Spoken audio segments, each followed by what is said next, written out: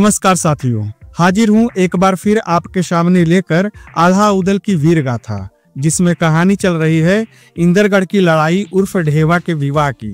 जिसमें अब तक आपने जाना कि रणभूमि में आल्हा के पुत्र इंदल ने भारी पराक्रम दिखाते हुए इंदरगढ़ के राजकुमार फतेह सिंह को कैद कर लिया। और जब यह समाचार इंदरगढ़ पहुंचा तो राजा निर्भय सिंह के छोटे पुत्र जोत सिंह और नर सिंह ने रणभूमि में जाने का निर्णय किया और भारी दल बल के साथ रणभूमि को प्रस्थान किया। यहाँ तक की कहानी अब तक आपने जाना। अब कहानी में आगे बढ़ें उससे पहले आपसे वही रिक्वेस्ट कि अगर आप हमारे चैनल पर पहली बार आए हैं तो चैनल को सब्सक्राइब करें, वीडियो को लाइक और शेयर करें। अब आते हैं कहानी पर। साथियों, इंदरगढ़ के राजकुमार जोत सिंह और नर सिंह अपनी विशाल सेना के साथ रणभूमि में उतरते हैं। घोड़ों की टापों से धूल का गुबार आकाश तक फैल जाता है और तलवारों बर्छियों की चमक धूप में बिजली की तरह कौध उठती है। दोनों राजकुमार अपने अपने घोड़ों पर सवार थे। फिर रणघोष का आदेश दिया गया और फिर रणभेरी की गूंज से पूरा मैदान थर्रा उठा। नगाड़ों की आवाज से धरती तक कांपने लगी। रिजगिर सेना के मोर्चे के सामने खड़े होकर जोत सिंह ने कठोर स्वर में ललकारा, बताओ किसकी भुजाओं में इतनी शक्ति आ गई थी जिसने हमारे सूरवीर भाई फतेह सिंह को बंदी बना लिया। उसे तुरंत हमारे सामने लाओ। उनकी आंखों में अंगारे जल रहे थे। नरसिंह ने भी क्रोध से कांपती आवाज में कहा, जिसने भी हमारे भाई फतेह सिंह को कैद करने की दुस्साहस की है, आज हमारी तलवार उसकी रग रग से हिसाब लेगी। आज उसका रक्त ही हमारी प्रतिशोध की अग्नि को शांत करेगा। दोनों की यह दहाड़ सुनकर रणभूमि सन्नाटे में डूब गई। तभी एक सैनिक भय और घबराहट से कांपता हुआ आल्हा के तंबू की ओर दौड़ा। वहां पहुंचकर उसने झुककर प्रणाम किया और राजकुमारों के ये क्रोध भरे शब्द आल्हा को सुना दिए। यह सुनते ही आल्हा की आंखों में गुस्से की ज्वाला भड़क उठी। उनकी उंगलियां धीरे धीरे तलवार की मुठ पर कसने लगी। उनके चेहरे पर उभरी गंभीरता साफ बता रही थी कि अब रणभूमि में एक ऐसा तूफान उठने वाला है जिसे रोक पाना किसी के बस की बात नहीं। आल्हा की सभा में उस समय जैसे हल्की सी खामोशी पसर गई। सबकी सांसें तेज हो गई और एक दूसरे की तरफ देखने लगे। तब आल्हा ने गंभीर चेहरा लेकर ताल्हन सैयद की ओर देखा और धीमी ठहराव भरी आवाज में पूछा, चाचा, इन दोनों से लड़ने के लिए किसे भेजें? आपकी क्या राय है? चाचा सैयद कुछ कहने ही वाले थे कि तभी कुंवर बहोरन बिना किसी झिझक के उठ खड़ा हुआ और शांत लेकिन दृढ़ स्वर में बोला, इनसे लड़ने की जिम्मेदारी मैं लूंगा।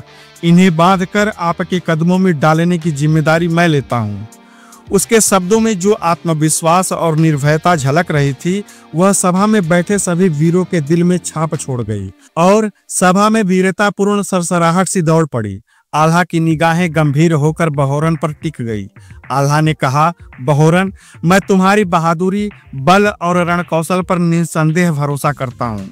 उसकी आवाज में गरिमा और आश्वासन था। उसने आगे कहा, पर यह सिर्फ दो योद्धा नहीं हैं, बल्कि दो योद्धा के रूप में ये दोनों यमदूत हैं। तुम्हें अकेला भेजना ठीक नहीं होगा। आल्हा की बात सुनकर बहोरन ने तेज और कठोर शब्दों में उत्तर दिया, चाहे सामने 2 हो या 20, मेरी तलवार का सामना कोई नहीं कर सकेगा। उसकी यह बात सुनते ही आल्हा के मन में वीर मलखान की याद ताजा हो गई। मलखान की तरह बहोरन भी अदम्य साहस और दृढ़ निश्चय का धनी था। मलखान की याद आते ही आल्हा की आंखों में एक क्षण के लिए हल्की नमी उभर आई। गर्व और चिंता का अनोखा मिश्रण जो उनके चेहरे पर साफ झलक रहा था। इसी बीच लाल मोहम्मद, जो कि ताल्हन सैयद का पुत्र था, उठा और बोला, यदि सभा में किसी को आपत्ति न हो तो मैं कुंवर बहोरन के साथ रणभूमि में जाना चाहूंगा। हम दोनों मिलकर इंदरगढ़ के राजकुमारों को या तो यमलोक भेज देंगे या फिर बांधकर आपके चरणों में डाल देंगे। आल्हा ने दोनों वीर युवकों को गौर से देखा। उनकी आंखों में दृढ़ निश्चय और उत्साह था। उसने आल्हा का हृदय खुश कर दिया। वह मुस्कुराते हुए बोले, ठीक है, तुम दोनों अपनी सेना लेकर जाओ। मुझे तुम पर पूरा भरोसा है। तुम्हारी बहादुरी ही मेरी ताकत है। मुझे तुम जैसे वीरों पर गर्व है। आदेश मिलते ही कुंवर बहोरन और लाल मोहम्मद ने अपनी अपनी सेनाओं को युद्ध के लिए तैयार किया। नगाड़ों की गूंज और रणघोष के बीच वीर सैनिक रणभूमि की ओर कूच कर गए। जैसे ही वे रणभूमि में पहुंचे, वहां जोत सिंह और नरसिंह की दहाड़ती हुई विशाल सेनाएं उनका इंतजार करते मिली। दोनों ओर की सेनाएं भयानक और टकराव के लिए आतुर थी, मानो धरती खुद इस महायुद्ध की आहट से कांप उठी हो। कुंवर बहोरन और लाल मोहम्मद को देखकर जोत सिंह ने अहंकार भरे स्वर में व्यंग किया, ये कैसी फौज है? क्या बनापारों के पास अब बच्चों को ही रणभूमि में उतारने की नौबत आ गई है? बड़े योद्धा कहाँ हैं? उनके शब्दों में घमंड और उपहास टपक रहा था, परंतु कुंवर बहोरन ने धैर्य और ठंडे साहस से उत्तर दिया, हमें बच्चा समझने की भूल मत करना। यही गलती तुम्हारे भाई फतेह सिंह ने भी की थी और उसका परिणाम तुम देख चुके हो। अगर अपनी जान प्यारी है तो लौट जाओ, वरना वही गलती तुम्हें भी मांगी पड़ेगी। इतना सुनते ही जोत सिंह का खून उबल उठा। आंखों में आग भरकर उसने गरजते हुए कहा, ये तुम्हारी हिम्मत है या नादानी, कुछ कह नहीं सकता, परंतु जब रणभूमि में आ ही गए हो तो तुम्हारा सिर मैं काट कर अपने पिता महाराज निर्भय सिंह के चरणों में जरूर रखूंगा। नरसिंह ने भी सिंह की तरह सख्त दहाड़ लगाई और सीना ठोकते हुए कहा कि रणभूमि का नियम साफ है, विजय या वीर गति। आज तुम्हारा कटा हुआ सिर ही मेरी उपलब्धि बनकर मेरे किले तक जाएगा। नरसिंह की बात सुनकर लाल मोहम्मद ने गूंजती आवाज में ललकारा, बेशक तुम हमारा कटा हुआ सिर ले जा सकते हो, पर अभी यदि बाजुओं में ताकत है तो वह दिखाओ, बेवजह बकबक करना बंद करो। कहते ही दोनों ओर से तलवारें निकल आई। तलवारों की खनखनाहट हवा की रफ्तार को काटने लगी और रणभूमि पर एक भयानक संगीत सा गूंज उठा। खटपट, टकराहट, धक्का और चीखें हवाओं में घुलने लगी। दोनों सेनाओं के सरदारों ने अपने अपने सैनिकों को आदेश दिया कि आज कोई भी पीछे नहीं हटेगा। फिर क्या था, लड़ाई का रंग बदल गया। अब अपने और पराये का भेद मिट चुका था। केवल एक ही दहाड़ रणभूमि में गूंज रही थी, वह थी मारो मारो का। हर ओर सोचे समझे वार, लोहे की खनखनाहट और उठती हुई मिट्टी की मोटी परतें थी। तलवारें इस तरह गूंजी मानो दो पर्वत शिखर आपस में टकरा रहे हो। कई वीर धराशायी हुए और जो बचे उनकी चीखें हवा में कांटों से बिखरने लगी। कुंवर बहोरन और लाल मोहम्मद दोनों अपनी अपनी तलवारों के साथ आगे बढ़ रहे थे। बहोरन की चाल में वही पुराना मलखानी साहस झलक रहा था। लाल मोहम्मद के वारों में अनुशासन और चतुराई था। वे एक दूसरे का साथ देते हुए दुश्मन दल के बीच घुसते चले गए। उनके अटूट समर्पण ने लड़ाई का रूप बदल दिया। जो भी उनके नजदीक आया वह उन दोनों के तेज और घातक वारों का शिकार बनता गया। जोत सिंह और नरसिंह ने भी पूरी ताकत से जवाब दिया, परंतु बहोरन और लाल मोहम्मद की संयुक्त वीरता, उनकी सूझबूझ और उनके सैनिकों का उत्साह चरम पर था। रणभूमि पर जो दृश्य बन रहा था वह वीरता और बलिदान का था, जहां हर वार के साथ किसी न किसी के घर का चिराग बुझ रहा था। रिजगिर की सेना रणभूमि में तूफान की तरह टूट पड़ी थी। उनकी गर्जना और युद्ध घोष से चारों ओर का वातावरण कांप उठा। कुंवर बहोरन और लाल मोहम्मद की जोड़ी तो मानो रणभूमि में दो ज्वालामुखी बनकर फट रही हो। दोनों की तलवारें बिजली की तरह चमकती और जब दुश्मनों पर गिरती तो आग बरसा देती। उनके साहस और अदम्य पराक्रम ने इंद्रगढ़ की सेना को पीछे हटने पर विवश कर दिया। इसी बीच इंद्रगढ़ के रणबांकुरे राजकुमार जोत सिंह और नरसिंह आगे बढ़े। दोनों ने सोचा, यदि इन वीरों को रोकना है तो हमें ही मोर्चा संभालना होगा। कुंवर बहोरन और लाल मोहम्मद का अंत कर दिया तो यह युद्ध तत्काल समाप्त हो जाएगा। रणभूमि में अचानक धूल का बवंडर उठा। जोत सिंह अपने घोड़े को ऐंठते हुए सीधा कुंवर बहोरन के सामने आ खड़ा हुआ। उसकी आंखों में गर्व और होठों पर व्यंग की मुस्कान थी। ऊंची आवाज में उसने ललकारा, बहोरन, कमजोर सैनिकों को काट कर अपनी वीरता दिखा रहे हो? अगर दम है तो मेरे सामने आकर तलवार चलाओ। जोत सिंह की बात सुनकर कुंवर बहोरन ने अपनी तलवार को हवा में लहराया और हंसते हुए जवाब दिया, हाँ क्यों नहीं, हम तो तुम्हारे लिए ही इस रण में आए हैं। आज तुम्हें ऐसी सबक मिलेगी जिसे तुम जीवन भर याद रखोगे। इतना कहना था कि दोनों के घोड़े टापे मारते हुए एक दूसरे के सामने आ गए और अगले ही पल में घमासान छिड़ गया। तलवारें टकराई तो मानो आकाश से बिजली गिर पड़ी हो।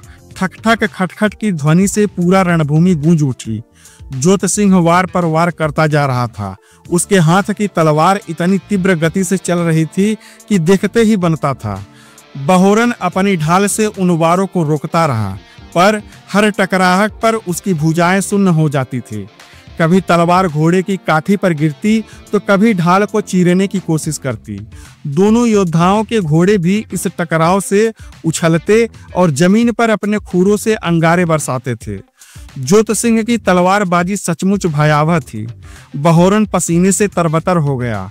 उसकी ढाल लगातार चोटें सहते सहते दरकने लगी थी। तभी बहोरन ने एक अप्रत्याशित चाल चली। उसने अपनी ढाल को जोर से घुमाकर ज्योत सिंह की ओर फेंक दिया। ढाल की अचानक हुई चोट से ज्योत सिंह का संतुलन बिगड़ गया। उसका हाथ कांपा और वह अचानक घोड़े से नीचे आ गिरा। यह बहोरन के लिए सुनहरा अवसर था। उसने बिना समय गवाए अपने घोड़े से लंबी छलांग लगाई और सीधा ज्योत सिंह पर टूट पड़ा। उसके तलवार का वार ज्योत सिंह की तलवार को उससे दूर कर चुका था। पल भर में बहोरन ने उसे जमीन पर पटक कर दबोच लिया। ज्योत सिंह छटपटाया, परंतु उसका छटपटाना व्यर्थ साबित हुआ, क्योंकि बहोरन की भुजाओं का फंदा लोहे से भी मजबूत था। चारों ओर रिजगिर की सेना के जयघोष गूंज उठे और देखते ही देखते बहोरन ने ज्योत सिंह को कैद कर लिया। रणभूमि का यह दृश्य हर सैनिक के मन में बिजली की तरह कौंध गया। अब इंद्रगढ़ की सेना के मनोबल पर मानो पहाड़ टूट पड़ा।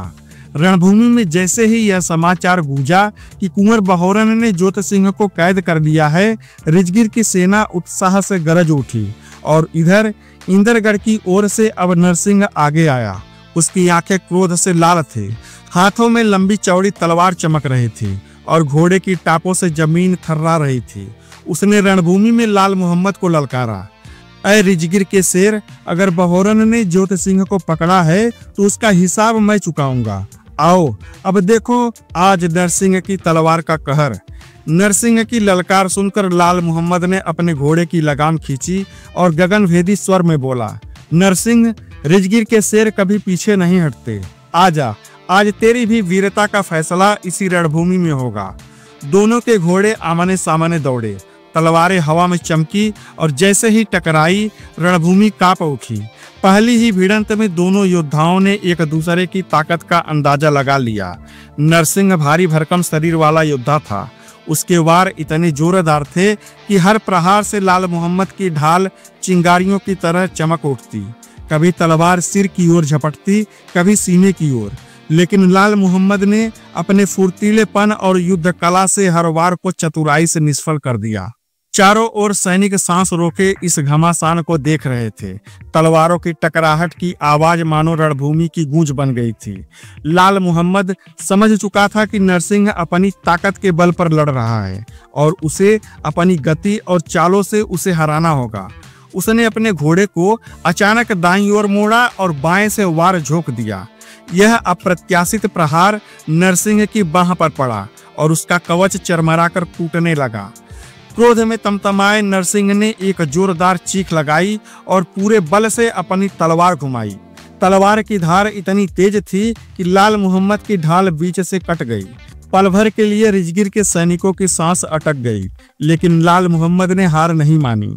उसने तुरंत टूटी हुई ढाल को छोड़कर दोनों हाथों में तलवार पकड़ ली और तूफानी वेग से तलवार की बौछार कर दी। नरसिंह संभलने की कोशिश करता रहा, पर लगातार आ रहे वारों ने उसे हिलाकर रख दिया। अचानक लाल मोहम्मद ने अपने घोड़े को उछालते हुए छलांग लगाई और हवा में घूमकर सीधा नरसिंह पर वार कर दिया। तलवार ने उसकी कलाई को चीर दिया। नरसिंह की तलवार हाथ से छूट गई और वह घोड़े से नीचे आ गिरा। लाल मोहम्मद ने बिना देर किए घोड़े से कूदकर नरसिंह को धर दबोचा। उसकी तलवार की नोक नरसिंह के गले पर थी। चारों ओर गगनभेदी नारे गूंज उठे, जय रिजगिर, जय लाल मोहम्मद। अब रणभूमि में रिजगिर की जीत का बिगुल बज चुका था। बहोरन ने ज्योत सिंह को और लाल मोहम्मद ने नरसिंह को कैद कर लिया था। इंद्रगढ़ की सेना का मनोबल टूट चुका था। इंदरगढ़ की सेना रणभूमि छोड़कर इंदरगढ़ की तरफ भागने लगी।